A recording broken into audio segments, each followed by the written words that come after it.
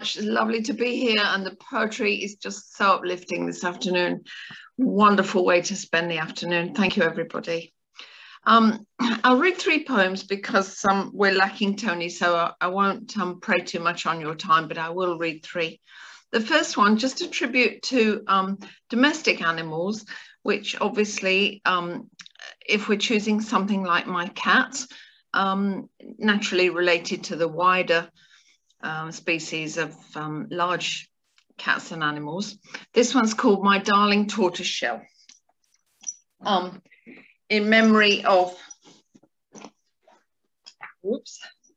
this beautiful beast who passed away. So actually I wrote this after she was gone, and it's about the spiritual haunting and almost mystical pleasure of getting to know an animal. You are so constantly feline. I find that sad, but you can be no other way. Resigned, trapped in a fur coat, I find bits of you all over the house. Out of the corner of my eye, your shadow steals habitually, and on the periphery of my hearing, your paws drop kick and bounce on the floorboards. You come tripping round my legs, demented like twisting spaghetti at inappropriate moments, or treadling on my chest to gain overdue attention. Weaving in and out of the pattern of my day with the pattern of your day.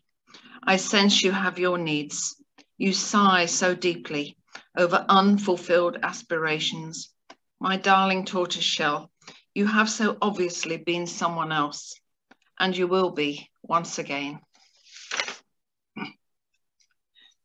So the next one, a lot of people will perhaps relate to this. It's about a perfect walk in Hampden Park last November, when I can truly say I felt, let me die now, let me die now. It was such a perfect moment. Hampden Park, November the 25th. The bulrushes hold eerie flags aloft, with plumply greasy water rats scooting in their roots. The half moon gleams to the east, not too high, in a Parma violet sky. Behind the fanned out twisting bare knuckles of the plane tree, gnarled roots trip like fleshless knuckles over the bare mud earth to balance below, its canopy above. The rooks scream, scratching at the ceiling of the sky, in unison their murmurating decisions, this way, now that, makes man almost duck his head, bobbing, diving, shooing, scrapping, an urgency amongst the ducks and the cygnets born this spring. A final challenge to each other for the last tasty glug of weed or peck of grain, too busy to care if a child is throwing seed down in the gloaming. The sharpest but perfect contrast of a golden maple, leaves still, without a flutter, sentinels above the war memorial, below a few balsa crosses and many wreaths of poppies in only poppy red. The light grey of granite and split of logs on the picket fence, the warm, not jet black of the damp cinder path, and just beyond, the dark red maple through curled like cabbage leaves overhead, has cast a carpet underfoot of jewels more varied, more satisfying, more sumptuous than any treasure trove. The movement of the figures fleeting, shadows, shrouded outlines, dawdling to enjoy the last light, before the final inking in, but clearly heading home. An autumn stillness, a distant murmur of piercing cry from a far playground. But all the air belongs to nature, to the birds and fowl, to their preoccupations, not to ours, to their nighttime preparations, to their decision-making, to their choices, to where to roost, where to settle, where to sleep. A lone authoritarian crow quawking. It squawk, squawk on the highest bald branch, lonely or in charge. The path is gradually disappearing, more felt than seen beneath my boots. The glint of the odd puddle in some rut, the constant gloss of the weir, or tumble of the sluice, drags mankind's thoughts over and down, to the blackening depths, but somehow onwards, Coots and moorhens still dabble oblivious under the overhangs, not stressed, just meandering towards night. The faintest fading bottle green of ground ivy fills the forest floor, and saturated cedar of Lebanon's bark, darker than the deepest black, is silhouetted against the navy blue of parkland, whilst the half moon shines like crystal in the fading light. And off to the west, behind the stretching, reaching rods of skeletal poplars, blazing streaks of retreating crimson blend, soak and soften with cerise edges, drawing, tempting the eye, whispering almost already yesterday. This was yesterday. The night can unfold, will enfold you, whether you try to stop it or no.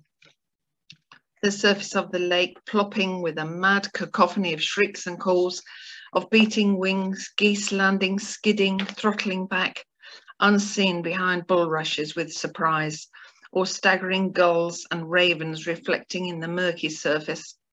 The meniscus of a solid, slimy, milky broth, the rattle of the cafe shutters pulled, cascading, falling down, the early 4 o'clocks, good nights as workers scuttle off, the rooks take over, and in the quiet, still the tawny grasses wave their auburn flags aloft.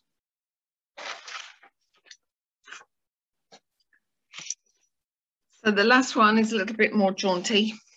It's called Prove Me Wrong, and unfortunately it follows on from the rather doomed and dismal feel that we had in John Wright's poem. It's called Prove Me Wrong. I want to be proved wrong that poached ivory tusks from majestic elephants are sold in significant bulk across the world merely by mislabeling them as antique as we speak. I want to be proved wrong that giant leatherback turtles are culled from breeding beaches to satisfy delicate soup requirements today. I want to be proved wrong that the diminishing territory of Indian tigers requires them to be shot for the needs of a doubling human population around us. I want to be proved wrong that the horn of endangered mysterious rhino are ripped asunder, hidden and traded to serve the aphrodisiac needs this minute. I want to be proved wrong that plastic microbeads from washing my cheap fleece sweater are confusing the swim bladders of marine mammals every day. I want to be proved wrong that discarded non-degradable nylon rope from the corrupt fishing industry is strangling a seal and a seabird right now.